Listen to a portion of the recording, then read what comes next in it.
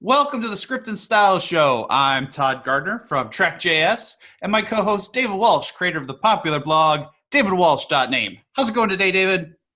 I'm great, Todd. How are you? How was your holiday season, your vacation? Oh, it was lovely. I had a fantastic and restful vacation at the end of the year. Our business has done super well, so we have a tradition in TrackJS. So the three partners, we all came from a contracting world, and it's really common as a contractor in the the Minneapolis St. Paul area that most of the businesses will furlough their contractors for the last 2 weeks of the year, which means they know nothing's going to get done. They don't want to pay anybody. Okay. And so we've all kind of grown accustomed to not working the last 2 weeks of the year. So we've kind of made that a tradition. We put TrackJS basically into maintenance support mode for the last 2 weeks. And we just take those 2 weeks off and spend it with our families and get ready for the holidays. And so it was quite a chill time to sit back and reflect. Everybody kind of recharge the batteries. It was fantastic. How about you?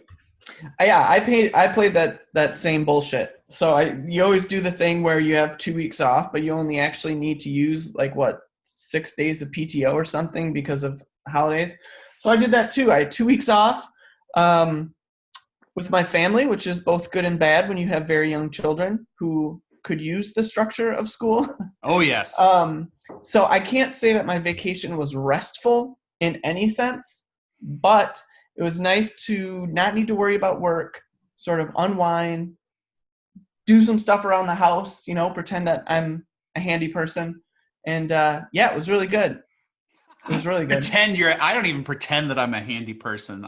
That's just not who I am. What home projects did you take on? Okay, I took on one that a problem that I created entirely myself. So we're in Wisconsin, snowblower, basically mandatory, especially with my driveway. And so what happens, right? Last year, my snowblower didn't work at all. Didn't work at all winter. And so I got super buff, my biceps, everything was good because of the amount of shoveling I had to do. Finally got the snowblower in working order this year. First time I go outside to use it, someone left the dog chain in the driveway. I ran over it, completely wraps around the inside part of my snowblower. It took the stake out of the ground. It was that bad. So I had to fix a snowblower, and I did it. So basically, I'm set for 2020 on anything Yeah, Mr. Fixity. I'm done. Full on mechanic there. First day of the year, hammer that out. So that's one goal down. And I know we want to talk about goals. But before we do that, what was your best non-tech gift and best tech gift that you received this holiday season? I was ready for this question, so I have it with me. So I give gifts and receive gifts for the business. I decide what are our holiday gifts for the year, and I set that all up. And so we have kind of a set of things that we're all into, and one of the things that all of us on TrackJS are really into is whiskey, and trying whiskey and whiskey based cocktails and stuff like that. And so I decided ties into one of my goals for the year, but I made these. Wow. So that is a whiskey barrel. This is a 3-liter whiskey barrel. It's American oak charred on the inside. And then what's in it right now, so you could age spirits in here. What's in it right now is I have sherry in mine. And the whole reason, it's just cheap sherry. And I'm conditioning the barrel with sherry so that in another, I'd say, week and a half, I'm going to pour all the sherry out. And then I'm going to put, I think, a Wild Turkey 101 in it and sherry finish the Wild Turkey in it. So I'm basically going to, use this to take cheap whiskey and turn it into better whiskey. So it's like a miracle barrel. Yeah, it's Is a this miracle. is this like a thing people do? Like, where do you Yeah, hear yeah. this? No, I did like this is a thing. Like home distilling is a thing. Like home brewing was a thing for a while. And Moonshine. people use like those barrels for like you can age cocktails in it. Like you could make a batch of Manhattans and stick it in there, and the Manhattans will like age together and pull some of the additional like vanilla flavors out of the wood. And apparently that's a thing that a lot of like fancy bars do. And so I, found a place that I could like uh, get these things made, and I sent them. I like made some graphics for them, and I like got barrels cleaned, and so all of the TrackJS partners uh, got TrackJS branded whiskey aging barrels. There's a lot of science here. I'm hearing science. Are you Breaking Bad? I feel like this might be the beginning of Well, I something. mean, there's a lot of like science that goes into it. Like the thing that makes whiskey taste like whiskey is how it's aged. Like when whiskey is first distilled, it's clear, it's like grain alcohol, it's very boring. And then all of what gives whiskey its flavor is how it's aged. So it sounds like there would be zero science in something like Bud Light, but something like this, I like this. I like what you're doing here. That's very cool. So is that the tech gift or the non-tech gift? I would call that the non-tech gift because Okay. ultimately it's just a bunch of wood. All right, so the tech gift. The tech gift is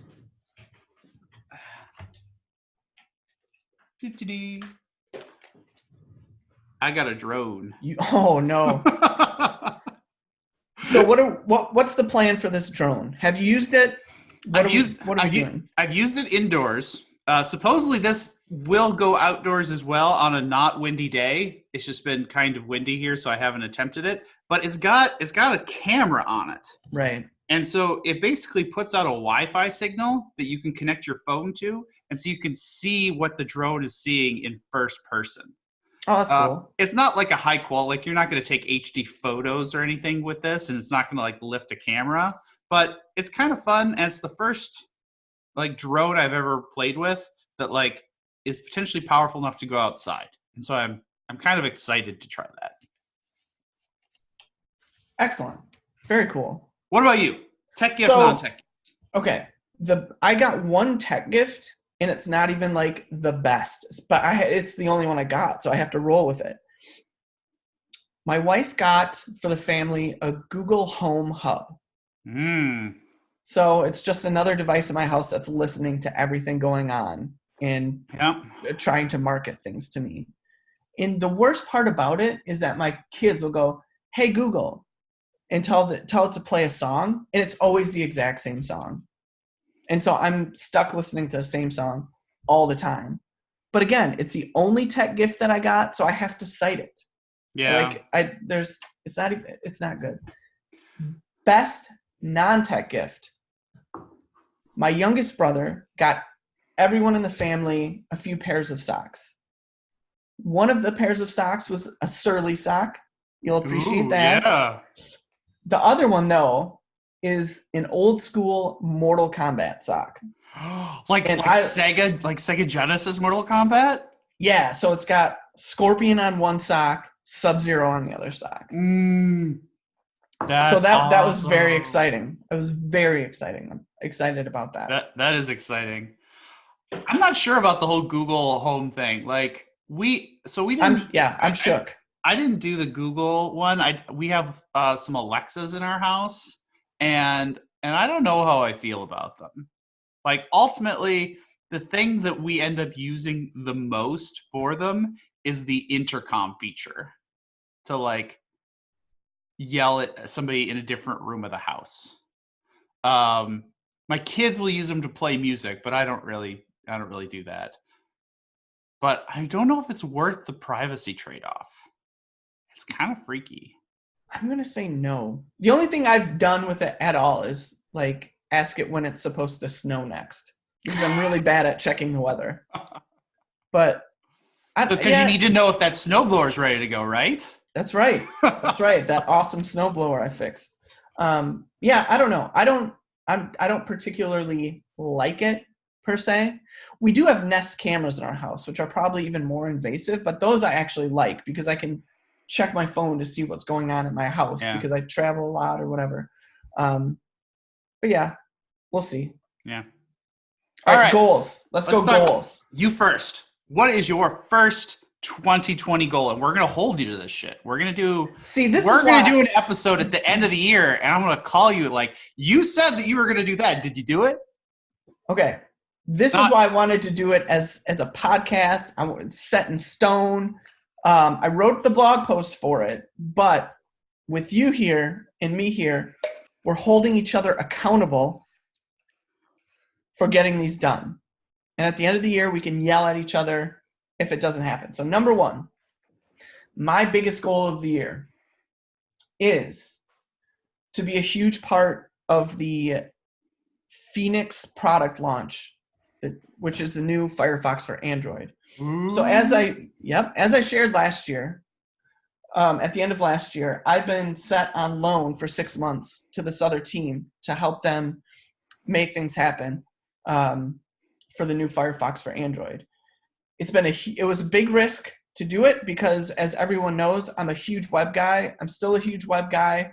But listen, when things need to get done, I'm there to help make it happen. I'm working on a huge feature that everyone that uses Firefox for Android would eventually use. That's almost done. But I want to keep staying in that mode of working on big things so that I can look at this Android phone and say, I did that. Yeah. And X million people. I already have it in DevTools, right? Where millions of people are using the debugger and so on and so forth.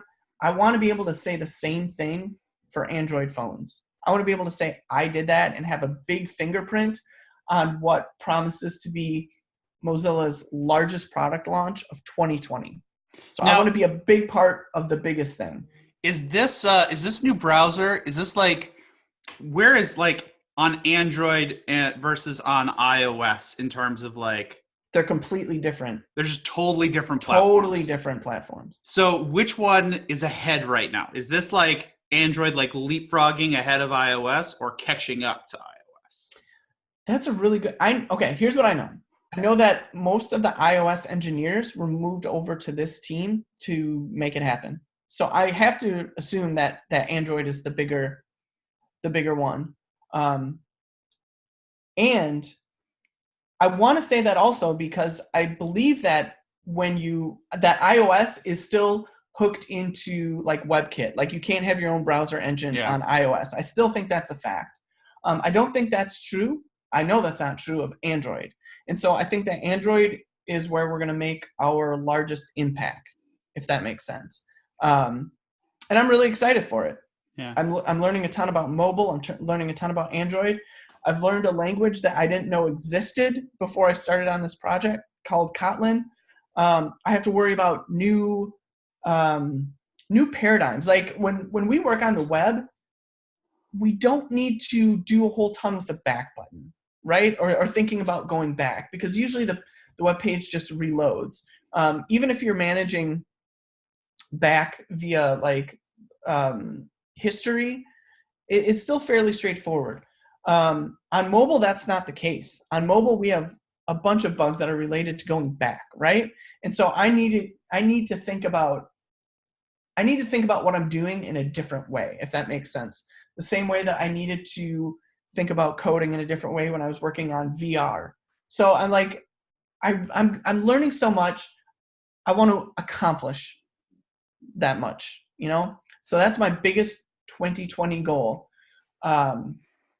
Is to be awesome at Android and to be able to look at that app and be super proud of something that I did. So that's me. How about you? Number one goal, top seed, 2020. Let's go. Number one goal for 2020 is the TrackJS team is going to be building and releasing a brand new SaaS product in 2020. We are going to be building something new that is not TrackJS. It's going to be owned by the TrackJS company just because we don't want to go through the bureaucracy of like setting up another thing. But we are going to be building a separate product, charging for it, all of that. I'm not quite ready at a point to talk about what that is publicly, but we are going to build a new product. We are going to get it probably in Q1, release the first kind of go at it, and then do all the iterations, marketing, branding it, launching it, growing it, refining it to what we want it to be. I'm really excited to like kind of go through the process again with all the things we learned the last time. It's still going to be like a developer-y tool, but it's a different kind of subset of the market. But like I have a personal goal in it of growing it within that first year to $10,000 in monthly recurring revenue. That's my personal goal by the end of the year. Is we are going to go from like, we started building this thing on January 6th, which was the day we came back. We'd done like a bunch of like prep work and like market analysis and stuff like that. But like we started building it on January 6th. And my personal goal is that we are going to hit that financial, like this thing was a valuable thing by the end of the year. That is my number one goal for 2020. Started 3 days ago. We started 3 days ago. 3 days ago. And you're going from started 3 days ago to goal of $10K a month revenue. Yes. By the end of the year. By the end of the year. This is first of all, this is audacious. Like this is unfair to me, by the way, because I can't ask any questions about it. That's not on the air. Like I guarantee I will talk about this thing a lot. It's just right now this thing could take several different forms, and like I don't want to jump the gun, you know? Sure. Okay, cool. Here's one question. Yeah. You said it's going to be branded different than TrackJS, but it'll be under the same umbrella company. Yeah. Why? Like, why wouldn't you want to leverage, I guess, your name a little bit more?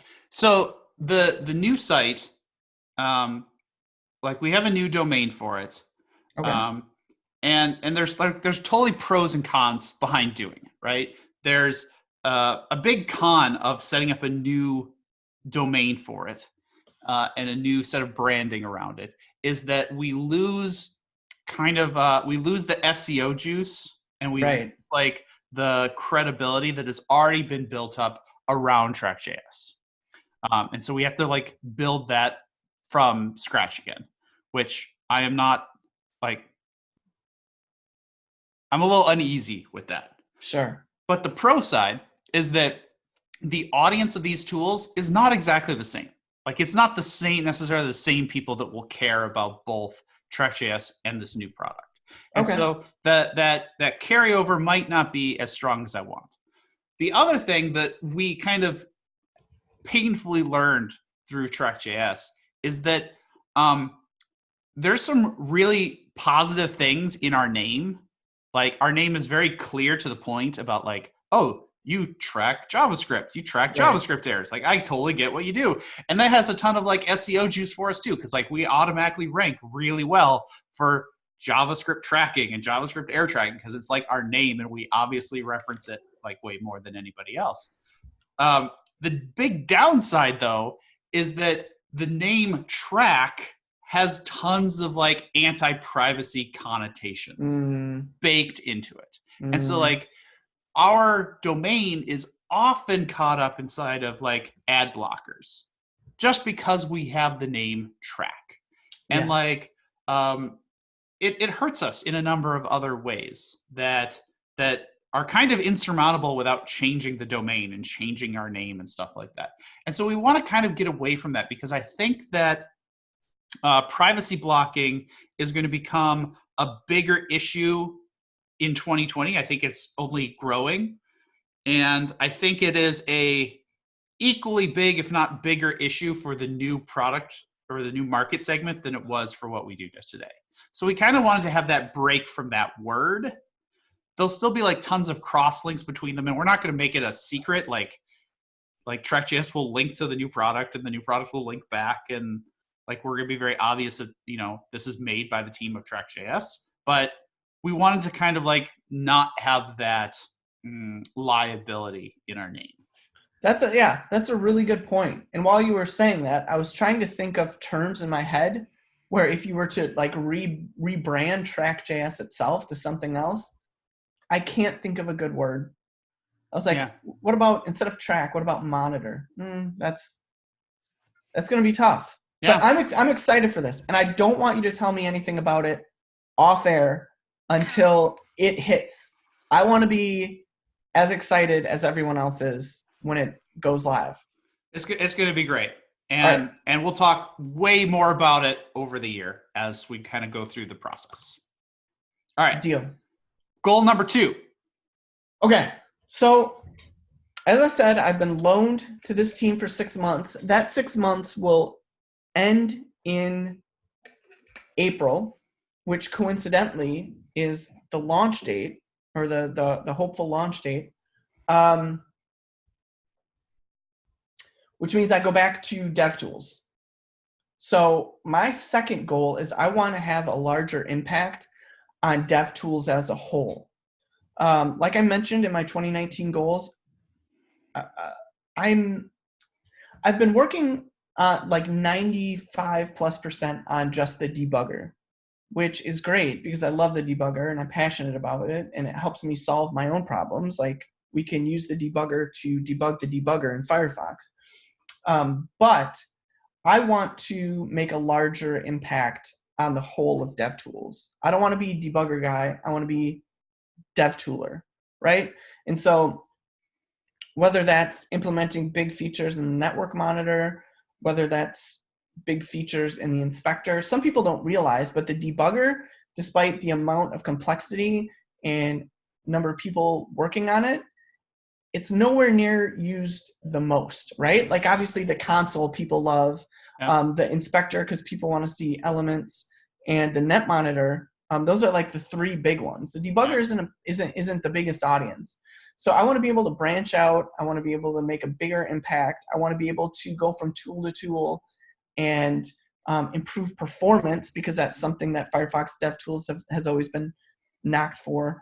But I want to be a DevTooler. I don't want to be the guy that people go to talk about the debugger. I want to be the guy that people go to for a really difficult problem on DevTools. Does that make sense? It does, yeah. You want to grow your impact. Yes.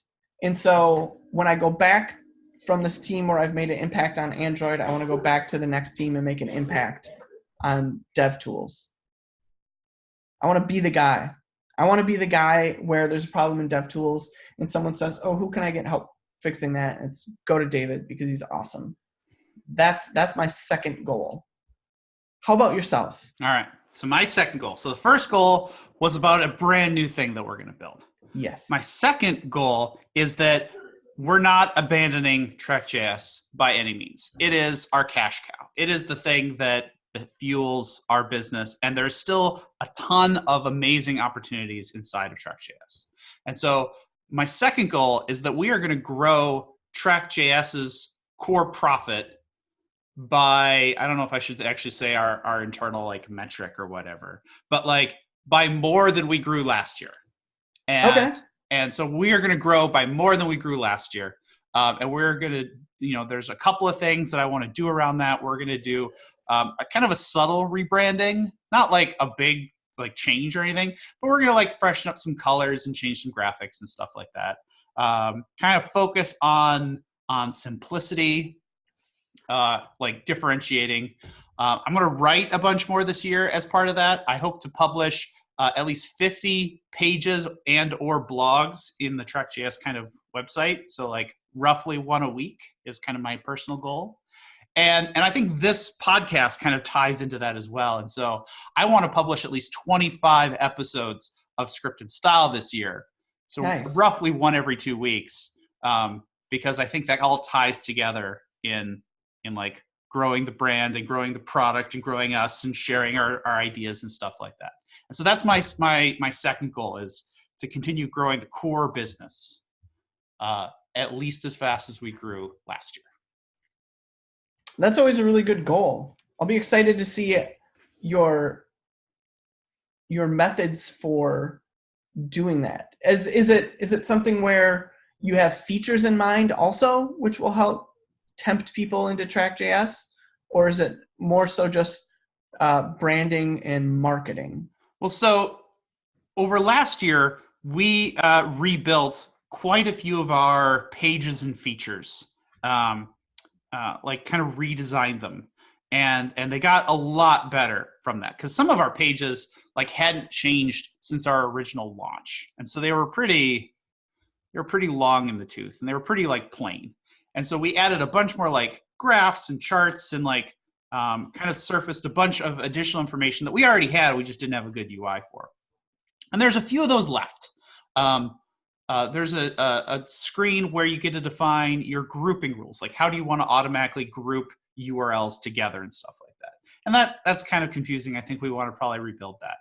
And there's a ton of opportunities in our alerting system to like make that a clearer and add some additional capability to how we send alerts. But there's not that many features that we're missing. Like the things that people ask for a lot are more of like, that's too big of a product. That's something that we are not going to do. That's something that like is for if you have money to go pay New Relic umpteen $1 billion. Yeah, go to New Relic. We're just not going to ever do that. We're a focused, simple tool. And the problem with staying simple, with being a simple, easy to use tool is when you put too many features, it stops being simple. Right. Because everything just gets all wound up. And I think that's a problem that a lot of developer tools, a lot of all tools, but developer tools specifically have this problem where they keep shoving more and more data and more features in. And then eventually you need to have like people who are professionally trained in order to figure out how the software works. Right. And we don't want to ever get there. We want it to be like, this is a tool. It can't do everything, but anybody who's a web developer should be able to pick it up and see how it works. And so there's not that many more features that we want to add to it, but we want to streamline the ones that we have, maybe even take out a few, maybe. But we really want to like emphasize those benefits, like kind of simplify our branding, just emphasize the things that we're already good at. I like that. I like hearing that a lot. One of the things that I've always liked about TrackJS is its simplicity. I like the email that I get every day. I like logging into the console, and it's just like easy to navigate, and I know what I'm looking at. And so I'm glad that that's sort of an overall philosophy, because I don't know. Now that you say it, I'm like, yeah, that is actually what I like most about it. So that's really cool. All right. Back to you. Goal 3. Three. Last one. I have many more goals, but we'll limit it to 3. So this one is not necessarily tech related, maybe a little bit. I want to overall get healthier. And that is sort of a huge umbrella of things. Part of that is spending less time on the computer. Part of that is just going outside more. You know, like when you work from home, sometimes you end up like a hermit, and I feel like that's how I've gotten to be a little bit. So I want to get out more. And a big one is limiting the amount of stresses in my life, because I have a lot of them, and a lot of them I realize I don't need. Fantasy football winds me up. I'm a 36-year-old male. Why am I still playing fantasy football? Why are you stressed about it? Like, it should be casual because I want to and easy, win. whatever. No. Listen, I should preface this by saying I was born incredibly stressed and anxious. And so just getting out of bed gives me anxiety in the morning. Another one is I'm a huge Arsenal fan, and I just realized that I'm wearing my Arsenal sweatshirt. The refereeing in England is diabolical. So soccer winds me up. I need to get rid of things in my life that just wind me up, because it makes living just unbearable. Like, there are times when my team loses a game and I feel like my weekend is ruined. Like, I need to stop living like that. and just sort of concentrate on the things that matter, like the real things and the things that make me happy. And lastly, you won't believe this, but at 36, I feel like I'm not as fast and athletic as I used to be in high school. So I like one thing that I want to do is I want to like get to jogging more. I still play soccer twice a week, but I want to get out and like feel fitter. And part of that, as painful as it sounds, I want to cut out all alcohol during the week. I enjoy a glass of wine before bed, like when I'm hanging out with my wife, but I feel like if I can just cut out some of these smaller things, I'll be able to get to a place where I feel better both physically and mentally, if that makes sense. It does. As a 38-year-old, I totally understand what you're talking about. Your body starts failing you in ways, and you just can't. You don't recover as fast as you used to from injuries. Yeah, I totally get it. It's nuts, but that's my goal. Like it's cool to have these tech goals, but it is also important to take care of yourself, which affects every part of your life, right? Mm-hmm. And so that's my big goal. That's number 3 for me. Last goal for you. I have a similar third goal, similar that it's not directly tech related. But all right, so the first 2 goals were around building something new and maintaining something current. The third goal, which is very reminiscent of like something that the 37 Signals people tweeted out last week, is that I'm going to, in 2020, I'm going to work hard on these things, but I'm going to work less. And what I mean by that is when I'm working, I am going to work. Like I'm trying to cut out Twitter. I am trying to cut out the faffing about on the internet and, sitting at my desk but not really working. I'm trying to cut that out so that when I am working, I am going to be working on something and I'm going to be trying to be as effective as I can be. But I'm going to be doing that less hours. So I might only work 6 or 7 hours a day. And that's okay. I am saying that is okay. That is fine. And I'm just going to walk away from my desk and I'm going to spend more time doing other things in my life. So impact over time. Impact over time.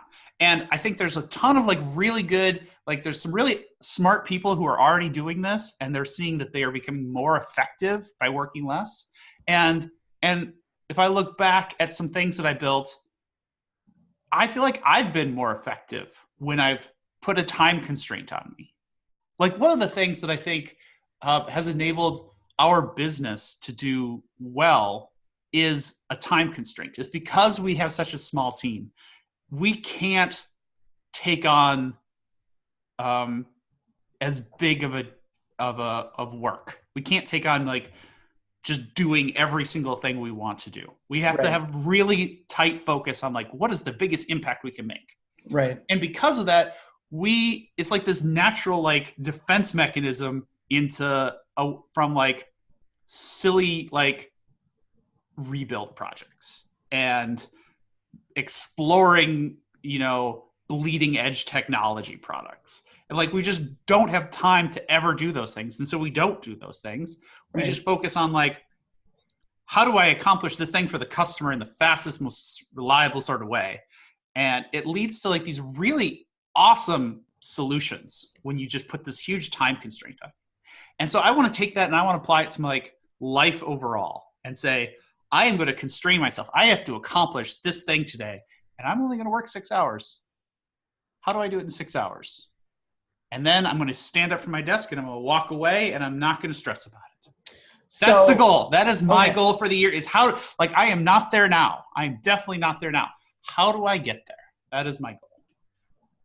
My question was going to be, you mentioned Twitter. You mentioned a couple small things. What is the number one thing that stops you from making that impact over time? Is it just the social media stuff? I can't blame it on social media. Like, it's not social media's fault. It's my fault. But like, So right now I have a presentation I have to give next week at a conference. And I have like an outline of what I want to do. But I need to actually build the slides. Right. And sometimes I'll be staring at it. It'll be work that like I don't really want to do this. This next step in the work isn't fun. And I'll lose motivation for a minute and be like, I'm going to go check Twitter, and then get sucked into some Twitter conversation or whatever. And it's not Twitter's fault. It's that I didn't have the will to be like, no, Todd, do this thing, push through it and get it done. The discipline. And that's what I need to do. I need to say, I will get this thing done. And so I'm just trying to set figuring out, how do I get there? How do I set rules for myself about these are things that I'm not going to do when I'm in work time. I'm not going to have the television on. I'm not going to listen to an audiobook. I'm not going to, I haven't quite gotten up the will to block Twitter, because sometimes I use Twitter for direct messaging people that's more time sensitive. Right. But how do I do that? How do I limit myself to that? I feel like when I was in my early to mid 20s, I was really good at everything you just said. I was very disciplined. But as I got older, I was just like, I feel so stressed out. I'm just going to give myself this bit of candy of checking Twitter or something. And over time, you just sort of lose that discipline, right? I mean, I'm wearing pajama pants right now. The first day that I ever worked remotely, I said, all right, I'm going to get up. I'm going to put on jeans. I'm going to put on a nice shirt and act professional, like I'm in an office. And then over time, it just stopped happening. So I think that I may borrow some of the idea behind your goal and merge that with my get healthier goal. And one of it is just maybe part of feeling better is getting up and dressing like a grown up instead of a kid who's homesick. That's not my goal. Oh, okay. I'm not going to dress. When I work from home and I don't have to go anywhere, I'm going to wear sweatpants, and totally cool. All right. I said I was going to work hard, not that I was going to get a suit. All right. So I'm putting that on me. I'm not putting that on you. I'll be here in a tuxedo for next episode. I mean, I have TrackJS branded sweatpants on right now. That's just good marketing. It's just our corporate uniform. Yeah, absolutely. I need Mozilla to stop handing out hoodies so that I can look nice. Okay, cool. So those are 3 goals. Again, for me, it's impact on Android, impact on DevTools, impact on my life. And for you, it's we're gonna build a new SaaS product. We're going to grow our existing SaaS product, and I'm going to do it without killing ourselves work-wise. We are going to do it within a 40-hour-a-week time bucket. Here's a question for you. You have two partners, right? I do. Have you also have you communicated your impact goal with them? And is it not as explicitly as I've talked about right here, but in general, yes. Okay, excellent. Okay, cool. So a couple bits and bobs. We did this with goals last time in 2019. I want to do it again. Just some mini goals that I thought of. One, I got to get away from PUBG. I just have to.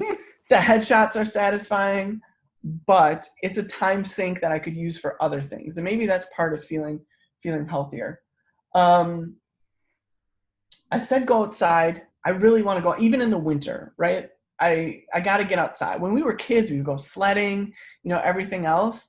And now I'm like my dog, where I open the door for him to go to the bathroom and he just turns around. He's like, I'll just hold it. I don't want to deal with that. I'm sort of like that too with going outside in the winter. I need to get out there, feel the chill, get wind burnt, and just feel alive. And then lastly, I say this every year, work on redesigning the blog. If only it's a part of it. If only it's a part of it. I have this thing in my mind that I need to just redo the whole thing, but you can just redo sections and it turns into a new thing eventually. So maybe instead of seeing it as this huge thing that I need, like just starting from scratch, I can just update a few things and get to that happy place. Those are my tiny ones. Are there any mini goals that you have? Yeah, I'll echo the go outside consider? thing. Like, I've been feeling it as winter has approached. I've spent less and less time outside because it's cold and snowy and gross. And over the last couple of days, I've been making sure to like go outside and take the dog for a walk. And it is better. I mean, it's cold, but it's better. So yeah, get outside more. And then I want to like drive less. And what I mean by that, like, I want to walk more places or bike more places.